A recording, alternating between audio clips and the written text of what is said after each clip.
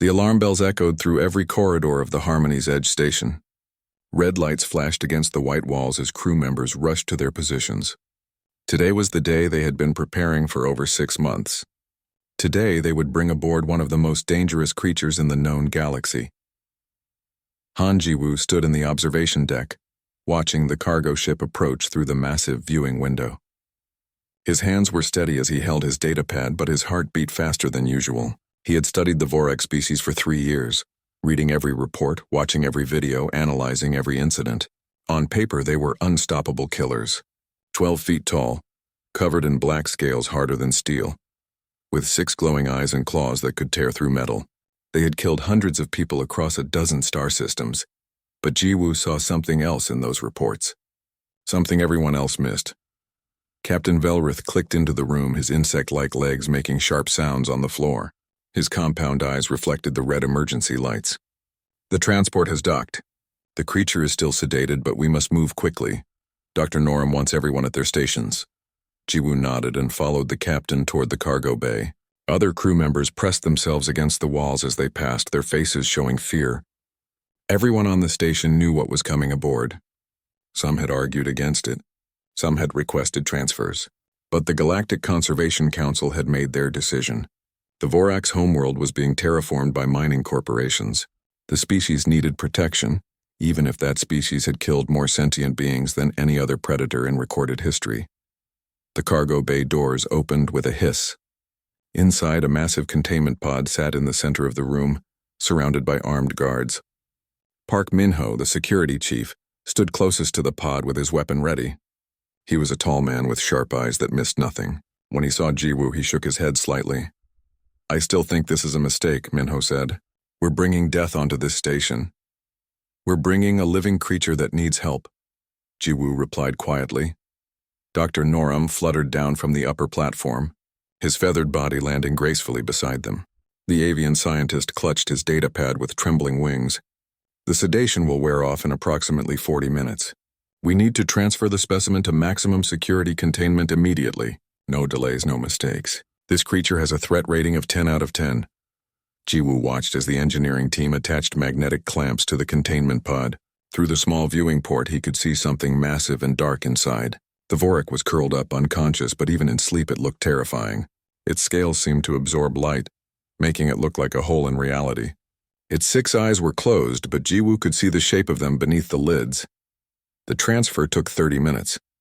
The entire station held its breath as the pod moved through the corridors on anti-gravity platforms.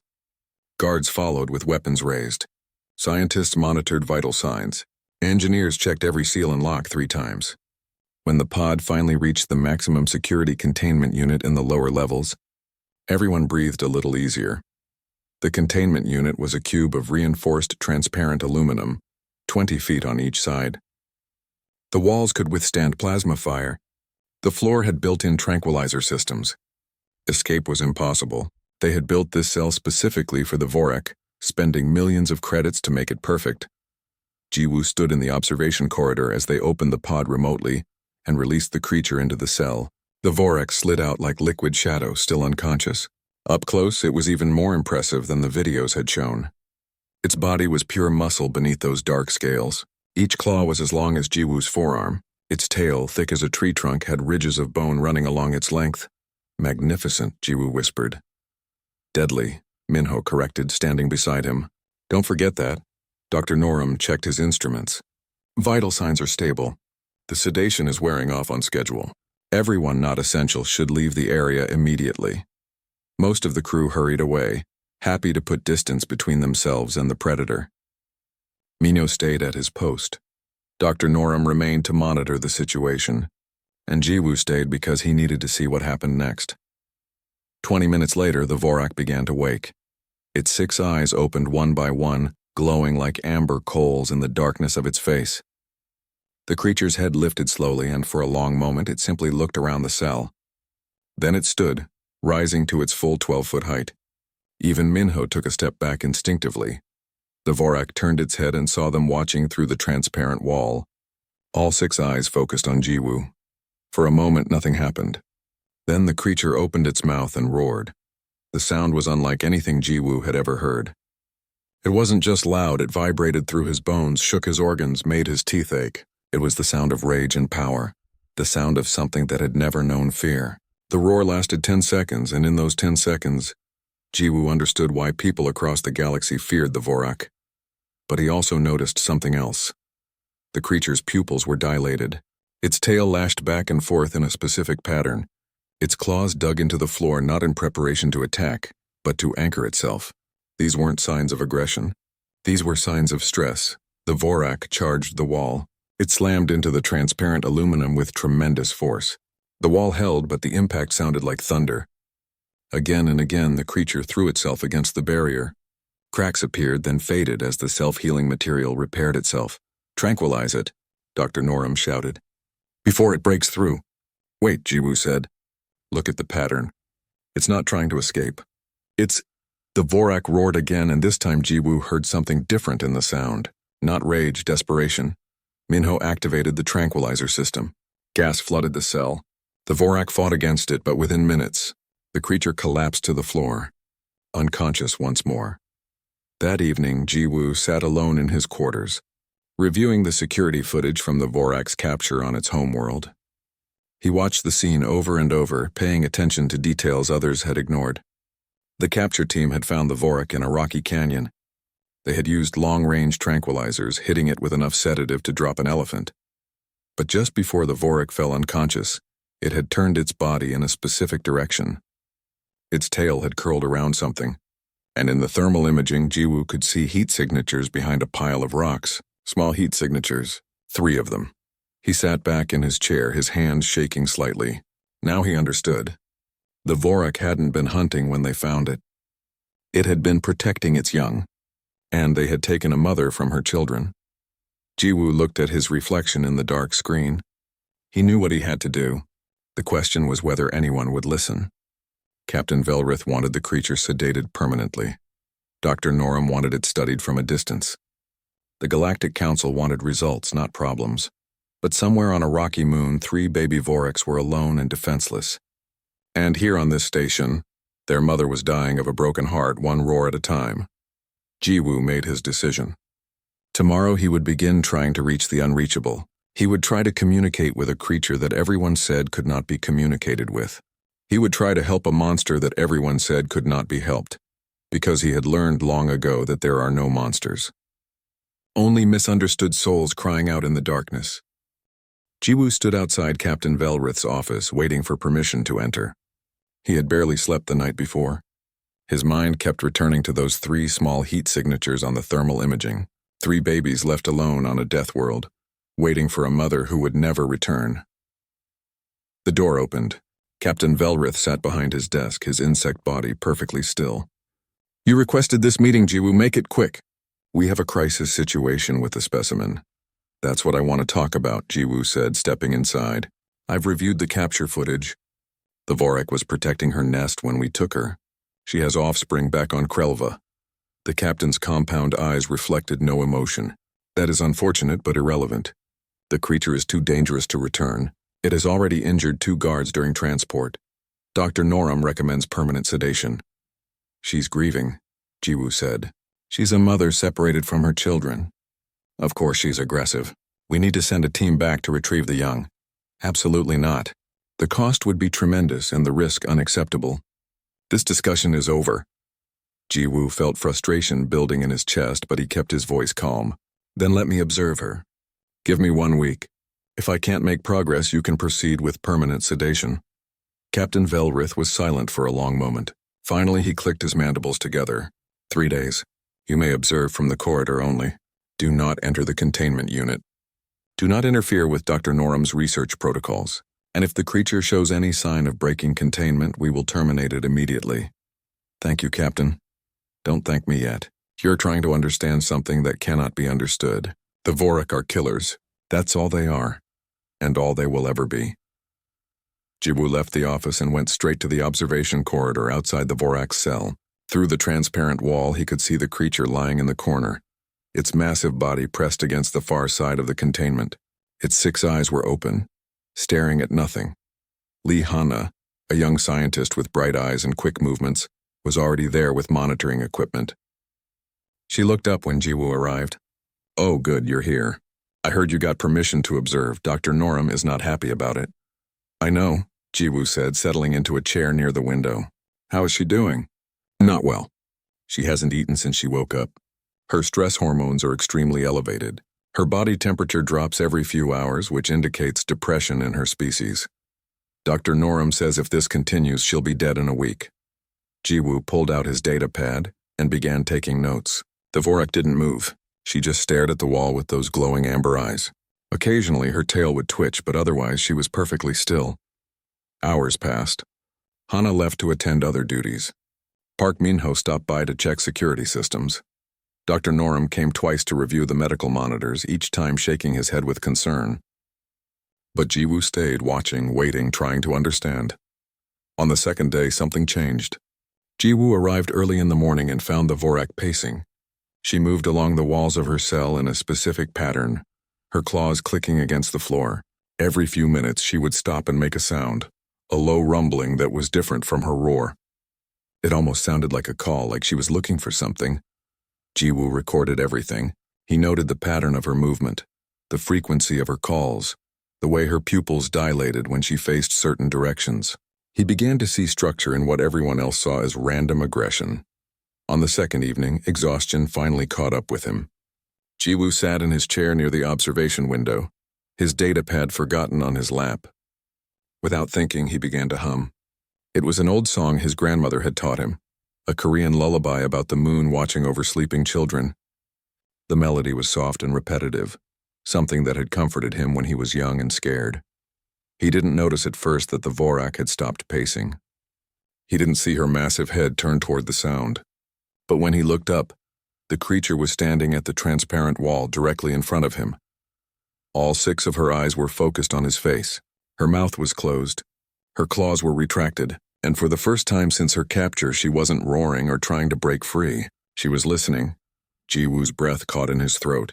Slowly, very slowly, he continued humming. The Vorak tilted her head, and one of her ears, barely visible beneath her scales, twitched toward him. Minutes passed. Neither of them moved. The moment felt fragile, like it might shatter if he breathed too hard. Finally, the Vorak made a sound. It was soft, almost below the range of human hearing, a deep rumble that vibrated through the walls. Not a roar, not a growl. Something else entirely. Jiwoo stopped humming.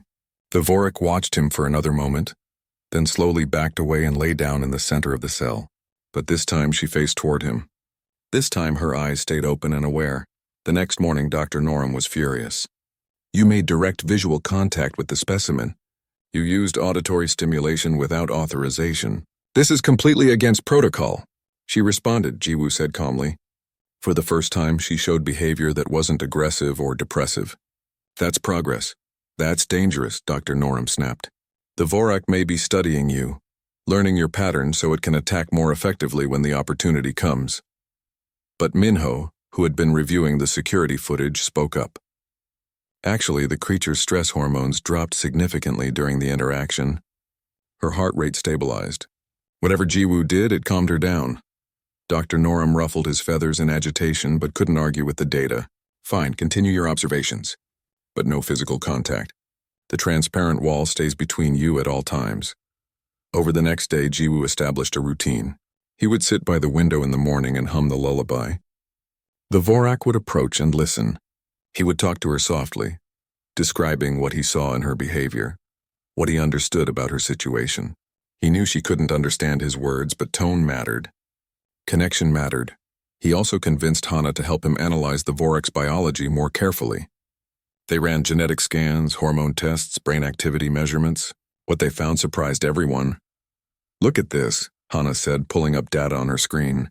"The Vorak's brain structure is more complex than we thought. These regions here, they're similar to areas in Earth dolphins and elephants, species known for high emotional intelligence and strong family bonds.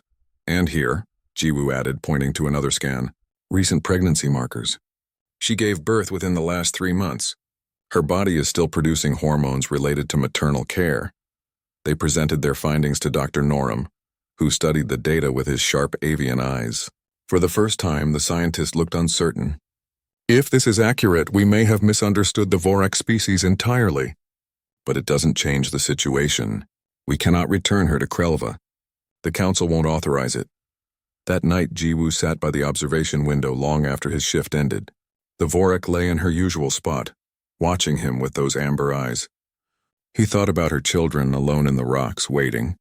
He thought about the sound she made when he hummed, that deep rumbling that wasn't quite a purr but was close. "I'm sorry," he whispered to her. "I'm so sorry we did this to you." The Vorak's eyes closed slowly, then opened again. In that moment, Jiwoo felt something shift. Not understanding exactly, not yet, but recognition. Two beings from different worlds, both trying to bridge an impossible gap. He began humming the lullaby again. And the Vorak, the most feared predator in the galaxy, made that soft rumbling sound and laid her massive head on her front claws, listening like a child being sung to sleep. Somewhere in his heart, Jiwoo made a promise. He would find a way to help her. He would find a way to bring her family back together, even if it meant going against every authority on the station, even if it cost him his career, because some things were more important than rules. Some bonds were more important than fear. Jiwoo submitted his request 3 times before anyone took it seriously. Each time the response was the same: denied. Entering the containment unit with the Vorak was against every safety protocol. It was suicide. It was madness. But Jiwoo had seen something in the creature's eyes.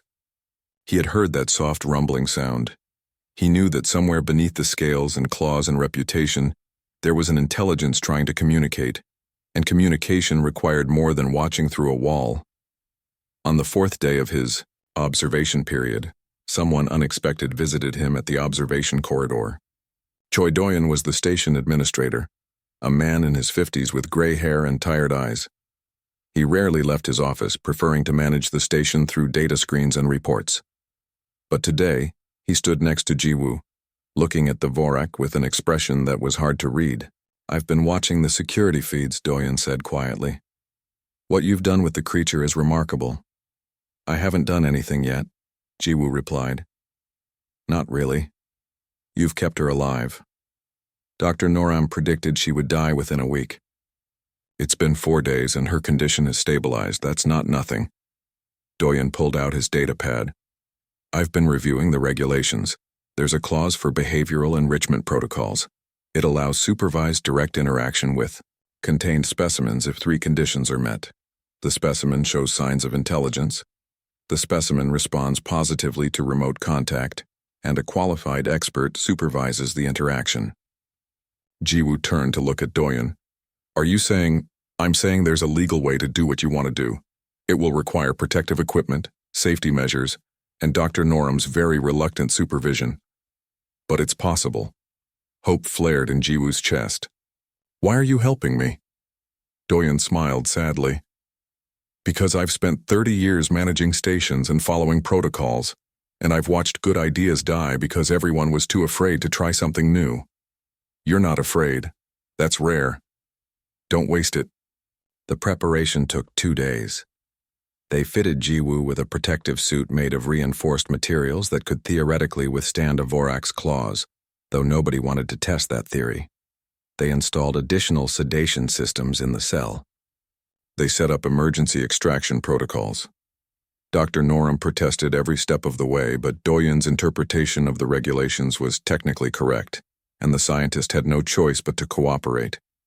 Minho insisted on being present with a weapon ready. Hana volunteered to monitor vital signs for both Jiwoo and the Vorak. Half the station's crew gathered in the observation areas, watching screens and holding their breath. On the morning of the attempt, Jiwoo stood at the airlock entrance to the containment cell. His hands were sweating inside the suit's gloves. His heart pounded against his ribs. Through the transparent wall, he could see the Vorak watching him. She knew something was different.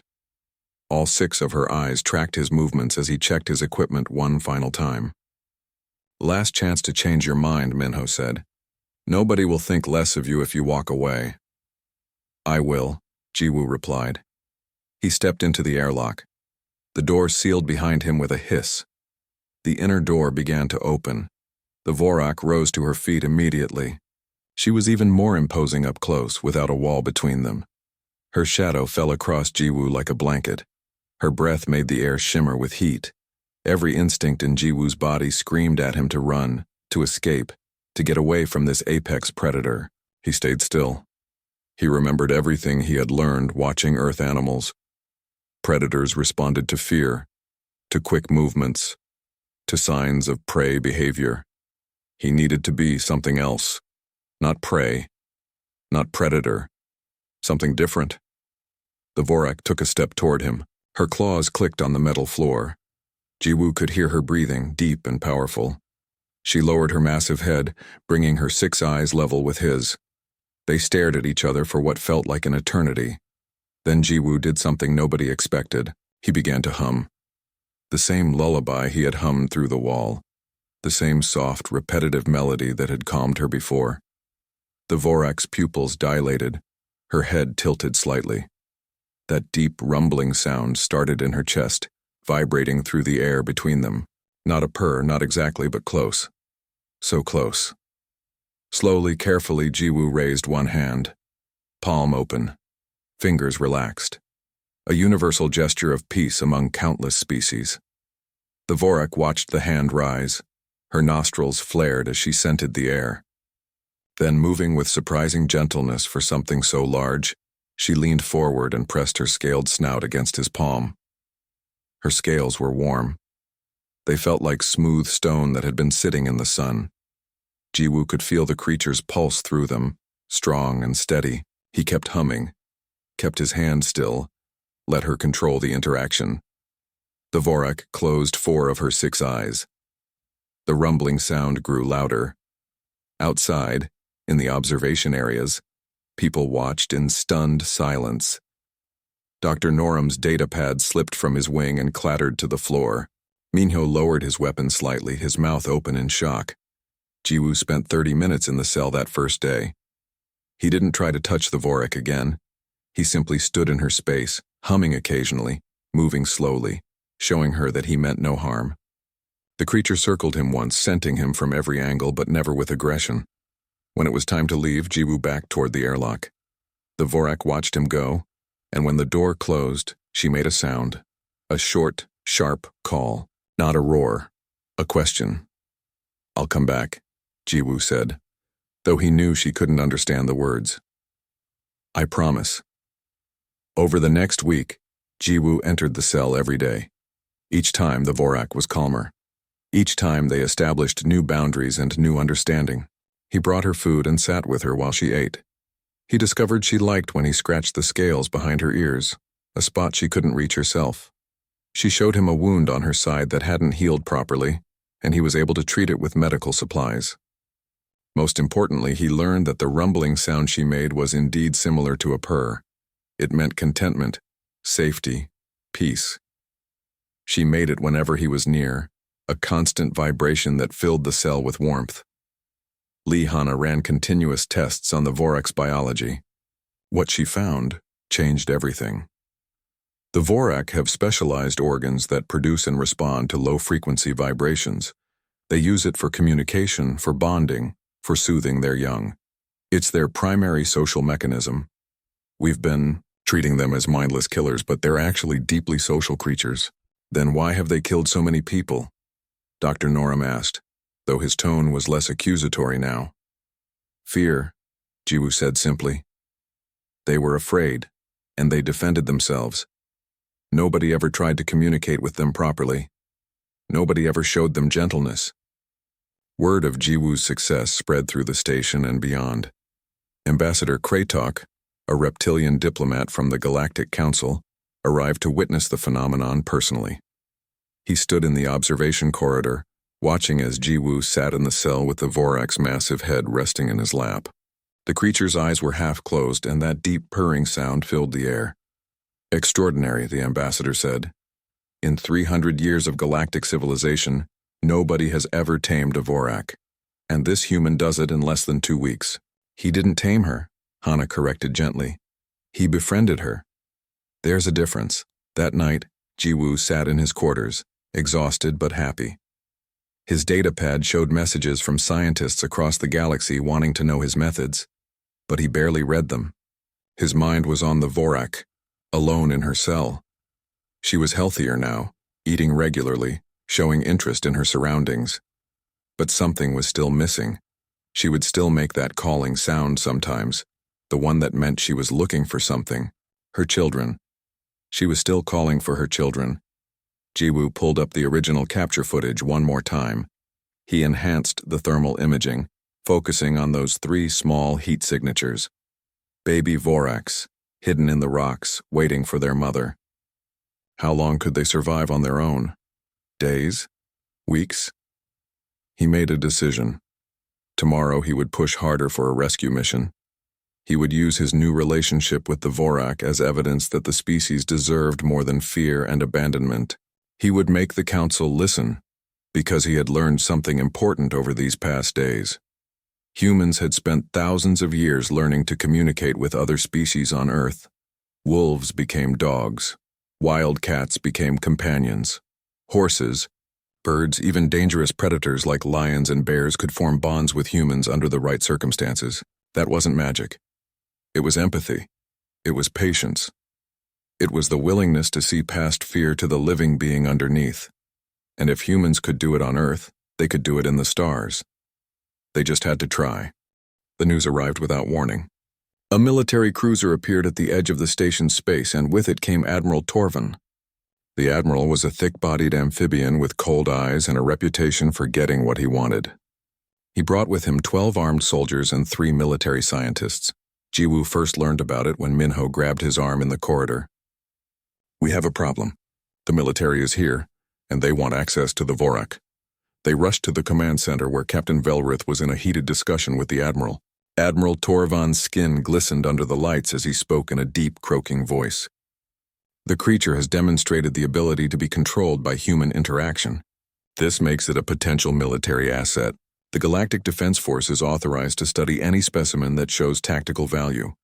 This is a conservation station, not a military facility," Captain Velrith protested. "The Vorak is under our protection, and now it's under military observation. We're not asking for your permission, Captain. We're informing you of our presence." The Admiral's eyes found Jiwoo in the back of the room. "You must be Han Jiwoo, the human who tamed the beast. Your work is impressive. We'd like you to cooperate with our research." Jiwoo felt ice form in his stomach. "What kind of research?" "Combat applications. Stress testing. Behavioral modification under duress. The Vorak species could be trained as weapons, deployed in hostile situations where conventional forces would fail. Your bonding technique could be replicated, scaled up, used to create an entire division of controlled Vorak warriors." "No," Jiwoo said firmly. "She's not a weapon. She's a living being, a mother separated from her children. I won't help you turn her into a tool for killing." Admiral Torvan's expression didn't change. "Then you won't help at all. Thank you for your time, Mr. Han." He turned to his scientists. "Begin the testing protocols. You have full access to the specimen." Over the next 3 days, Jiwoo watched helplessly as the military team undid everything he had built. They ran the Vorak through aggressive stimulation tests, using loud noises and bright lights to measure her response times. They introduced prey animals into her cell to see if she would kill. They subjected her to pain tolerance tests, chemical exposure, extreme temperature variations. The Vorak's behavior changed rapidly. She stopped eating again. The purring sound disappeared. When Jiwoo tried to visit her, she retreated to the far corner of the cell, trembling. The trust they had built was crumbling. "You're torturing her," Jiwoo said to one of the military scientists, a man with cybernetic implants covering half his face. "We're conducting necessary research," the scientist replied coldly. "The creature is resilient. It will adapt," but she wasn't adapting. She was breaking. Jiwoo saw it in her eyes, in the way she had stopped responding to her surroundings. The light was going out of her. Kim Yuna arrived on the 4th day. She was a journalist who had been following the Vorak story, and she brought camera drones and recording equipment. "I've heard rumors about military testing. The public has a right to know what's happening to the creature that made headlines across the galaxy." Admiral Torvan tried to have her removed, but Doyen invoked media access protocols. The journalist had the right to observe as long as she didn't interfere with operations. Yuna set up her equipment in the observation corridor and began recording everything. On the 5th day, disaster struck. The military scientists decided to run a weapons response test. They wanted to see how the Vorak would react to being fired upon with non-lethal rounds. Jiwoo, Minho, and Hana all protested. Dr. Noram argued it was too dangerous. But Admiral Torvan overruled them all. They cleared most personnel from the lower levels. Military guards took positions around the containment cell. 2 scientists entered with stun weapons. The Vorak, already stressed and terrified, backed into a corner as the scientists raised their weapons. The first shot hit her in the shoulder. The Vorak roared in pain and confusion. The second shot hit her flank, and something inside her snapped. She charged the scientists with a speed nobody had seen before. One managed to escape through the airlock. The other wasn't fast enough. The Vorak's claw caught him across the chest, sending him flying into the wall. Then she turned her attention to the airlock itself. In her weeks of captivity, the Vorak had been studying the cell. She had watched the doors open and close thousands of times. She had observed the lock mechanisms, the pressure seals, the weak points. And now, driven by pain and fear and desperation, she used that knowledge. Her claws found the gap between the inner and outer airlock doors. She pulled with all her strength. Metal screamed. Alarms blared. The self-healing aluminum cracked and splintered. Within seconds, she had torn through the secondary containment barrier. Station-wide lockdown initiated. Red lights flashed everywhere. Blast doors slammed shut, dividing the station into segments. But the Vorak was already loose on level 7, and she was heading down, deeper into the station's infrastructure. Kill teams deploy, Admiral Torvan ordered. The creature is now classified as hostile. Lethal force authorized, Jiwoo ran. He ignored orders to evacuate. He ignored Minho shouting for him to stop. He had to reach her before the military did. He had to fix this. He found her in a maintenance bay 3 levels down. The Vorak had wedged herself into a corner behind massive water filtration tanks.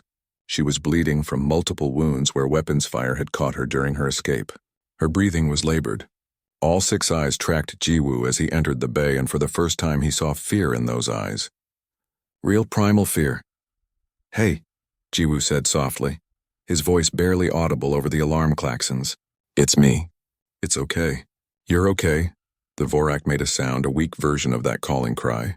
She was trembling. This massive, deadly predator was shaking like a frightened child. Jiwoo took a step closer. He could hear boots pounding in the corridors. The kill teams were coming. He had maybe a minute. "I know you're scared.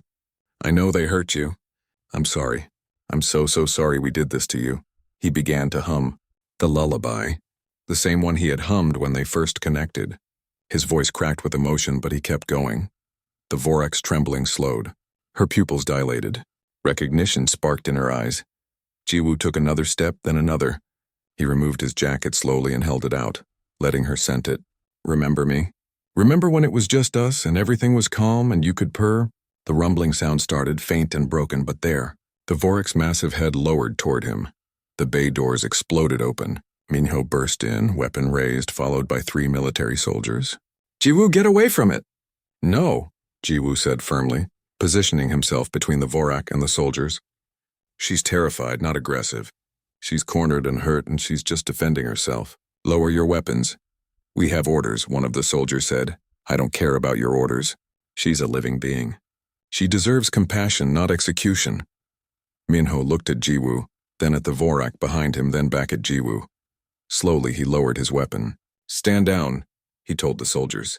"Security chief, you're disobeying direct orders from—" "I said stand down. Nobody shoots unless I give the order." Minho's voice carried absolute authority. The standoff lasted for several tense seconds. Then Lihana's voice came through the communication system.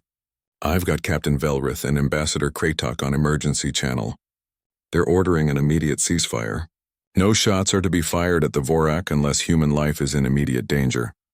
The soldiers hesitated, then reluctantly lowered their weapons. Jiwoo turned back to the Vorak. She was watching him with all 6 eyes. He reached out slowly, palm open, the same gesture he had made during their first contact. "Come on, let me help you, please." The Vorak's head moved forward. Her warm breath washed over his hand.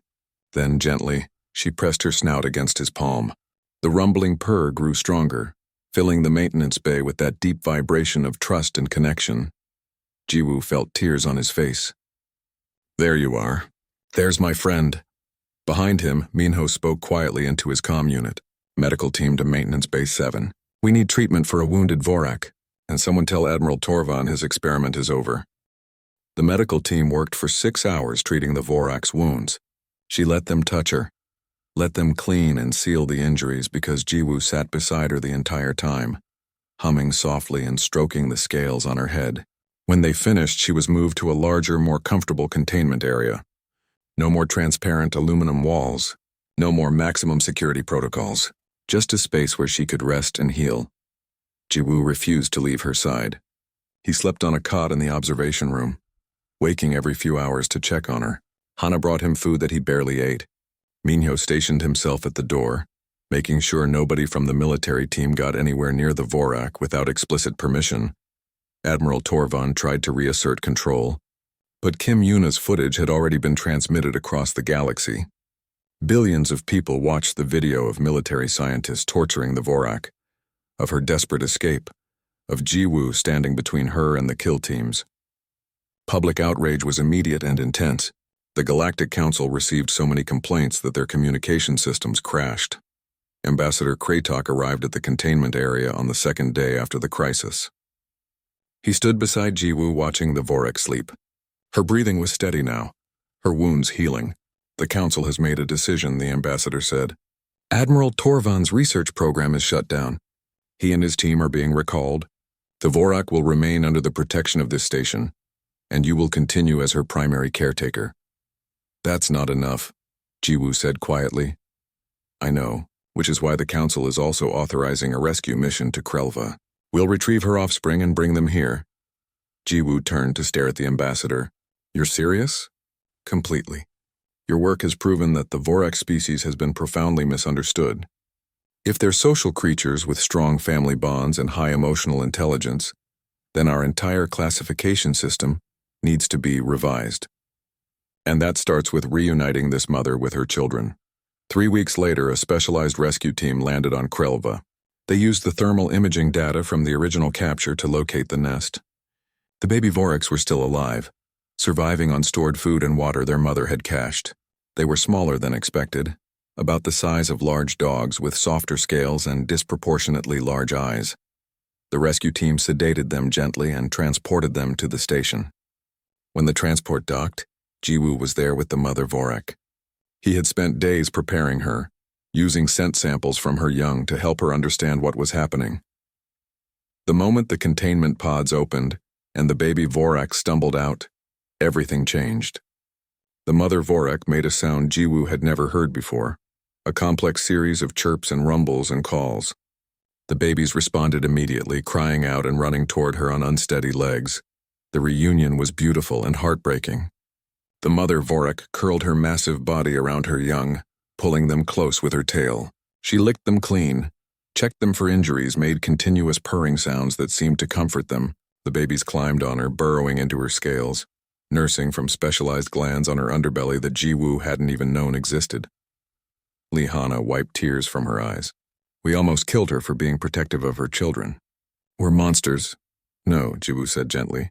We're just beings trying to understand other beings. We made mistakes, but we learned. That's what matters. Over the following months, the Vorak family thrived. The babies grew quickly, and under their mother's guidance, they showed remarkable intelligence and playfulness. Jiwoo spent time with all of them, and the young Voraks bonded with him almost as strongly as their mother had. They would wrestle with each other, then run to him for safety when things got too rough. They learned their mother's purring behavior and used it constantly.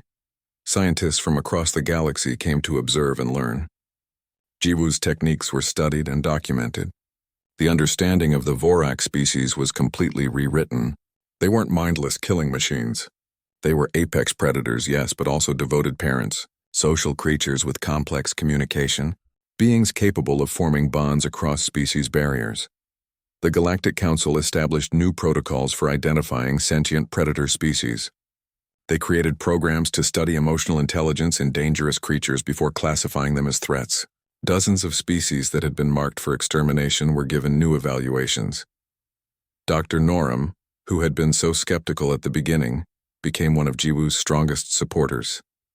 You showed us that intelligence isn't always obvious, the avian scientist said. Sometimes it speaks in purrs instead of words.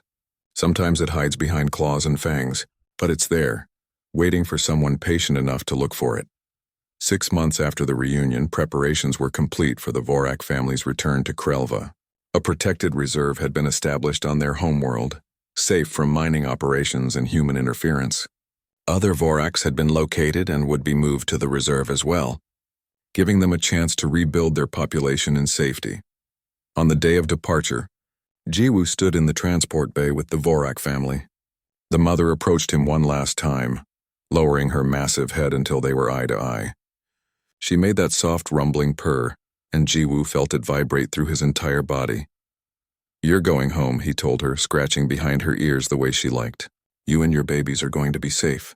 You're going to have a good life." The Vorak pressed her snout against his chest right over his heart.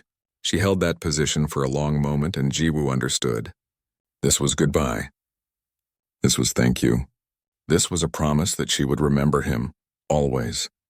Her children gathered around, adding their smaller purrs to their mother's.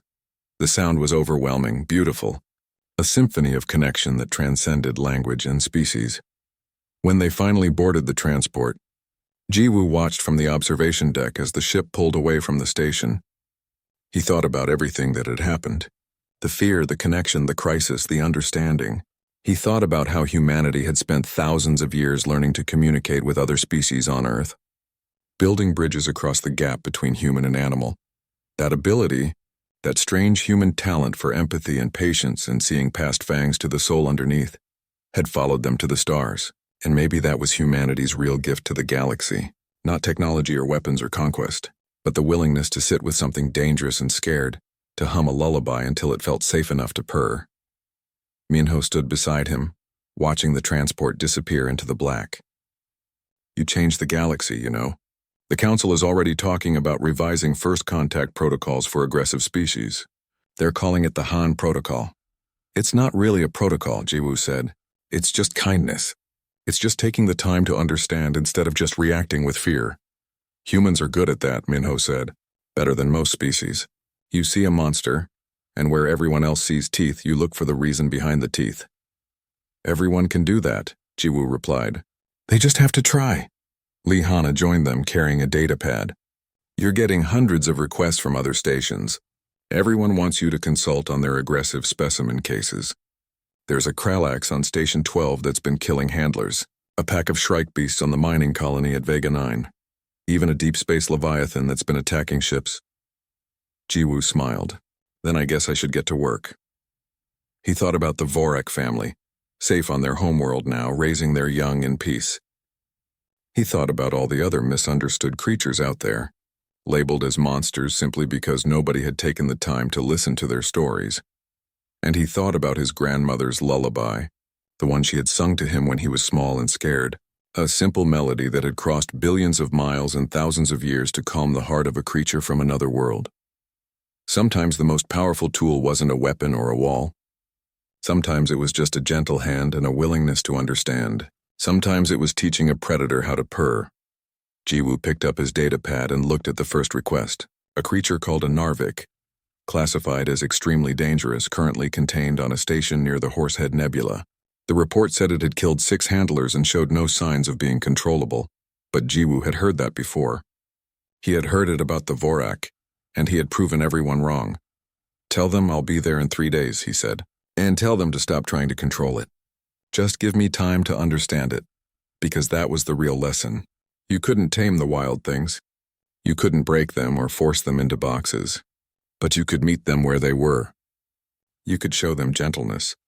You could prove that not all hands brought pain, not all voices brought threats. You could teach them that somewhere in the vast, cold universe, there was warmth and safety and connection. You could teach them how to purr, and maybe, just maybe, that was the most human thing of all.